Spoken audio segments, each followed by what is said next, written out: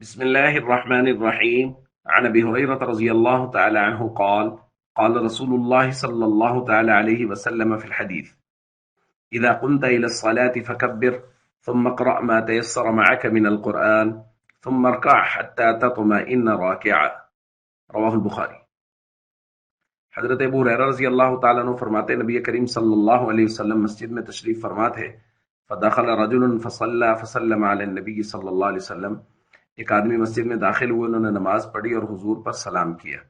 فرد وقال، حضور نے سلام کا جواب دیا اور فرمایا: ارجع فصلی فانک لم تصلی، واپس جائیے، نماز پڑھیے کیونکہ آپ نے نماز نہیں پڑھی۔ فرجع یصلی کما صلی، وہ واپس گئے، انہوں نے ویسے ہی نماز پڑھی جیسے پہلے پڑھی تھی۔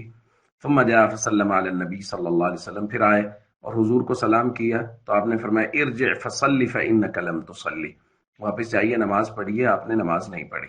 سلاسن، یہ معاملہ 3 مرتبہ ہوا، یعنی جو تیسری مرتبہ بھی آیا اور انہوں نے آ کے حضور کو سلام کیا تو آپ نے فرمایا: ارجع فصلی فانک لم تصلی،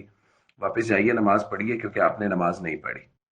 انہوں نے درخواست کی تیسری مرتبہ کے بعد: والذی بعثک بالحق ما احسن غیرہ فعلمنی، یا رسول اللہ میں اس سے بہتر پڑھ نہیں سکتا، مجھے پڑھنی نہیں آتی، آپ مجھے سکھا دیجئے۔ پھر حضور علیہ الصلوۃ والسلام نے وہ فرمایا جو آج ہم نے تلاوت کیا، اذا قمت الی الصلاۃ، حضور طریقہ بیان فرما رہے ہیں۔ فرمایا جب نماز کے لیے کھڑے ہو فکبر، تکبیر کہو، ثم اقرأ ما تیسر معک من القرآن، پھر جو قرآن کا حصہ تمہیں آسانی سے یاد ہے وہ پڑھو،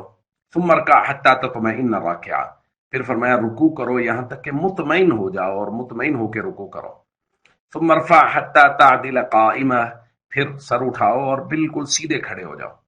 ثم اسجد حتی تطمئن ساجدہ، پھر سجدہ کرو یہاں تک کہ اطمینان کے ساتھ سجدہ کرنے والے ہو، ثم ارفع حتی تطمئن جالسا، پھر سر اٹھاؤ اور اطمینان کے ساتھ بیٹھ جاؤ، وفعل ذلك فی صلاتک کلھا،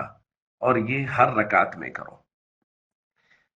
دوستو، مسئلہ یہ تھا کہ وہ صحابی بار بار نماز پڑھ رہے تھے، حضور کے پاس آ رہے تھے، حضور ان سے کہہ رہے تھے واپس جائیے، آپ نے نماز نہیں پڑھی اور نماز پڑھیے۔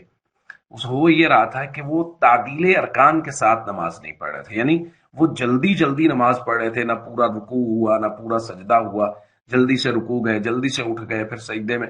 تو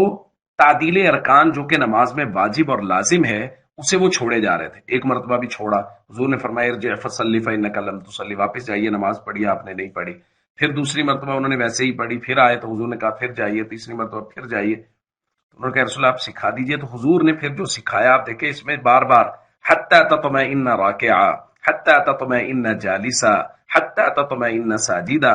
یہ بار بار لفظ اطمینان، تعدیل ارکان، بالکل سکون کے ساتھ، اطمینان کے ساتھ نماز پڑھیں۔ ہمارے معاشرے میں یہ مسئلہ ہو رہا ہے کہ اب بہت جلدی سے نماز پڑھی جا رہی ہے، تعدیل ارکان کا پورا خیال نہیں رکھا جا رہا، تو اس کے لیے ہمیں کوشش کرنی چاہیے کہ ہم اپنی سکون کے ساتھ نماز پڑھیں، اللہ کے دربار میں حاضر ہیں، اطمینان کے ساتھ نماز پڑھیں اور بالکل جلدی نہ کریں۔ السلام علیکم ورحمۃ اللہ وبرکاتہ۔